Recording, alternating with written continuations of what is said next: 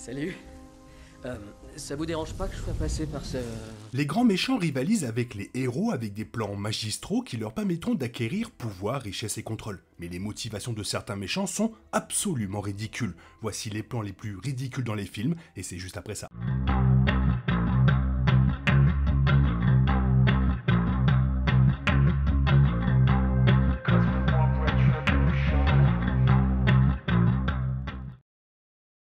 Les méchants peuvent être intelligents, trompeurs et intimidants, mais même dans les grandes histoires, certains méchants ne sont pas très bien équipés. Avec des motivations singulières, des personnages plats sous-développés et des méthodes ridicules pour atteindre leur objectif, de nombreux méchants ne semblent pas avoir réfléchi à leur propre plan.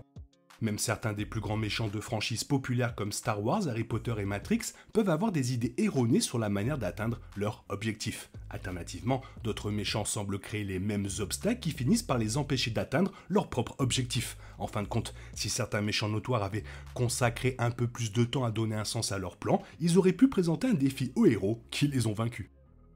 L'empereur Palpatine était le méchant des 3 trilogies. En tant que chef des Sith, Palpatine a formé plusieurs apprentis et dirigé la galaxie avec plusieurs armées oppressives. Mais malgré sa capacité à attirer autant d'adeptes, son objectif ultime dans l'ascension de Skywalker semble un peu déjà vu. Palpatine souhaite vivre éternellement en possédant le corps de sa petite fille Rey. Dans une scène qui se déroule de manière remarquablement similaire à la conclusion du Retour du Jedi, Palpatine tente de convaincre son apprenti d'exécuter sa volonté pour ensuite les faire se retourner contre lui. Palpatine, essayant de vivre éternellement, a du sens, il est méchant et avide de pouvoir. Cependant, une fois qu'il a commis l'erreur fatale de former un apprenti qui s'est retourné contre lui, cela aurait dû être la dernière fois qu'il a commis cette erreur. Au lieu de cela, Palpatine intronise le petit-fils de son ancien apprenti et permet exactement aux mêmes événements de se dérouler comme avant. La dernière sortie de Pierce Brosnan dans le rôle de James Bond a été pleine d'actions exagérées et de poursuites. La franchise a beaucoup changé au fil des années et elle a connu des hauts et des bas avec chaque acteur qui a joué James Bond. Mais l'antagoniste principal demeure un autre jour, on se demande comment il a réfléchi à son plan. Le colonel Moon, qui s'est réinventé sous le nom de Gustav Graves, veut unir la péninsule coréenne en un seul corps uni. Pour ce faire, son plan est d'utiliser un satellite géant appelé Icarus pour rediriger la lumière du soleil et ouvrir la voie à une invasion nord-coréenne.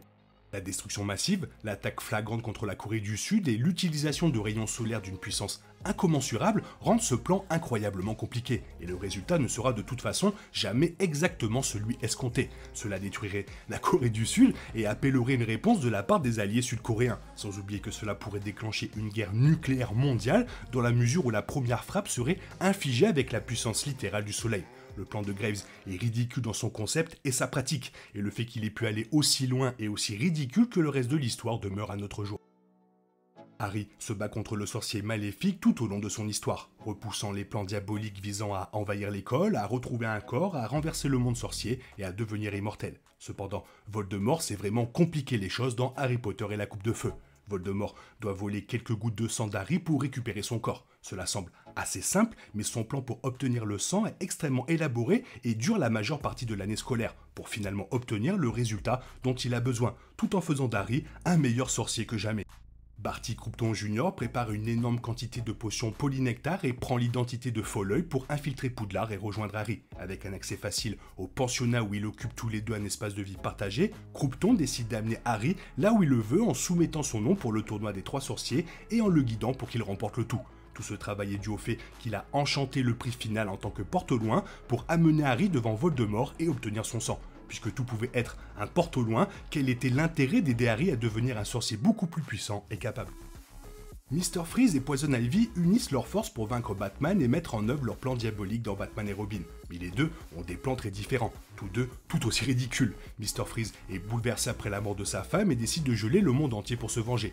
C'est tout.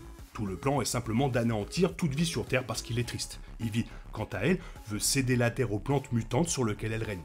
D'une manière ou d'une autre, Freeze est d'accord avec Ivy et les deux envisagent de diriger leur nouveau monde ensemble. Sa femme est ainsi rapidement remplacée et il va réinitialiser pour elle le monde avec une ère glaciaire mondiale. Le plan de Freeze est directement contraire à celui d'Ivy et tous deux se retrouveront sans personne pour gouverner, se retrouvant simplement seuls sur un bloc de glace froid avant d'expirer. Les premiers films de Batman avaient beaucoup de méchants peu développés, mais ce duo est l'un des pires. Syndrome rêvait d'être l'acolyte de son idole, le puissant héros Monsieur Indestructible, mais il avait un gros obstacle. il n'avait aucun pouvoir. Au fil des années, Syndrome a utilisé son incroyable intelligence, il a amassé une vaste richesse et une technologie raffinée pour lui donner le pouvoir de rivaliser avec les héros majeurs. Dans le style d'un méchant classique, un copain adulte qui a assumé un nouveau personnage héroïque en tant que Syndrome révèle son plan directeur dans un monologue décousu sur la façon dont sa technologie rendra tout le monde super, donc personne ne le sera. Syndrome possède l'intelligence, la technologie et la richesse nécessaires pour atteindre son objectif. Mais en fin de compte, cela ne représente que très peu de choses à la fin. En tant que garçon, il avait le sentiment d'avoir été lésé par son héros parce qu'il n'avait pas de pouvoir. C'est pourquoi il envisage de responsabiliser tout le monde. Cela ne semble pas très méchant, il a trop compliqué les choses en essayant de créer un plan dans lequel il combat des machines puissantes pour devenir héros lui-même. Son plan est exécuté sans grand impact car il finit à sa manière et arrête tout le bien qu'il aurait pu accomplir en faisant des choix absurdes. Matrix est sans aucun doute l'un des meilleurs films de science-fiction de tous les temps, mais l'intrigue des sinistres machines est profondément imparfaite. Les machines ont enlevé la race humaine et l'ont connectée à une réalité virtuelle pendant qu'elle utilise lentement sa force vitale et son énergie pour s'alimenter. La prison numérique dans laquelle ils évoluent est entièrement dictée et contrôlée par des machines, et ils peuvent créer le monde qu'ils souhaitent pour endormir leurs prisonniers. Au départ, ils ont créé une société utopique qui s'est effondrée, puis ont introduit des aspects plus négatifs de l'histoire lorsque cela a échoué. Ce qui a finalement fonctionné, c'est de créer une réalité dans laquelle les humains ont eu l'illusion simulée de choisir. Ils ont donc commencé à construire une réalité plus banale et plus réaliste pour garder les humains piégés aussi longtemps qu'ils le pouvaient, en configurant la simulation pour qu'elle se déroule juste avant l'an 2000. Cela donne aux humains un accès à Internet et à une technologie qui n'existait pas. Cela n'existait même pas 10 ans plus tôt, et semble être la façon dont des gens comme Neo découvrent la matrice et se connectent. Pourquoi ne pas définir le monde plus tôt et supprimer le risque de disposer de méthodes aussi simples permettant aux humains de communiquer et d'apprendre ? Samuel L. Jackson se démarque dans son rôle du milliardaire excentrique de la technologie Richmond Valentine. Son objectif est de prendre le contrôle du monde entier en provoquant une violence incontrôlable et l'élimination de l'ensemble de la population de la planète. Mais ce plan le laisse dans un état invivable, isolé et avec très peu de survivants. Il n'y a aucun moyen de contrôler exactement qui reste, et il semble offrir une protection contre la purge à ceux qui sont suffisamment riches pour acheter leur place dans son avenir. Le réchauffement climatique serait probablement stoppé en raison du manque de personnes restant pour rassembler de la nourriture. En tant que tel, les machines électriques et les survivants devraient recourir à un mode de vie beaucoup plus simple. Cela ne ressemble pas à ce quoi Valentine lui-même est habitué dans son style de vie somptueux en matière de haute technologie, et il est peu probable que ses compagnons aient beaucoup d'expérience dans l'agriculture et la chasse pour leur nourriture sans aucune technologie avancée pour les aider. Bref, pour un gars qui mange des Big Mac, assez compliqué. Simon Gruber est le frère du méchant original de la franchise Die Hard, et il entreprend de faire fortune d'une manière tout aussi criminelle que son frère décédé, Hans Gruber. Gruber révèle que son désir d'acquérir de la richesse l'emporte sur tout désir de vengeance, et c'est vraiment là que son plan s'effondre. Gruber dispose de nombreux hommes et de la capacité de détourner la police de sa cible. Mais Gruber n'a jamais eu besoin d'impliquer John McClane en premier lieu si son objectif était de réussir à voler de l'argent. McClane a prouvé à quel point il est efficace en tant que détective et sa capacité à trouver les cerveaux derrière les plans maléfiques. Alors, pourquoi risquer son braquage en attirant McClane ? Le plan n'a pas été bien pensé et, finalement, Gruber s'est condamné dès le début en créant un plan plein d'obstacles inutilement placés sur son chemin. Il ne faut pas mélanger les torchons et les serviettes.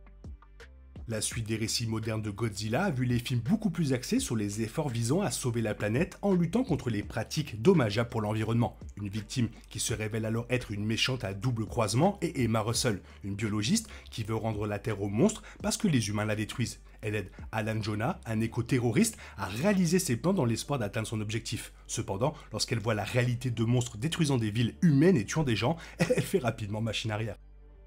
Deacon Frost est peut-être un vampire terrifiant et mortel dans Blade, mais son plan visant à transformer le monde entier en vampire est profondément erroné. Les vampires sont immortels, ils sont puissants, et Frost espère créer une nouvelle société meilleure sous leur direction. Mais la principale source de nourriture des vampires sont les humains vivants. S'il transforme tout le monde en vampire, où il va trouver de la nourriture? La seule façon pour les vampires de survivre est de disposer d'un approvisionnement alimentaire abondant. Alors, comment cela peut-il fonctionner lorsque toute la nourriture a été transformée en mort-vivant? Aucun des plans de ces méchants n'est pratique, mais celui-ci il est carrément stupide. Quand ça veut pas, bah ça veut pas, c'est tout. Toi, si tu en vois d'autres, rajoute-les dans la zone commentaire, sinon il est temps pour toi de reprendre le cours normal de ta vie. On se retrouve bientôt pour une nouvelle vidéo. Bisous bisous, bye bye. Oh yeah, we want retribution.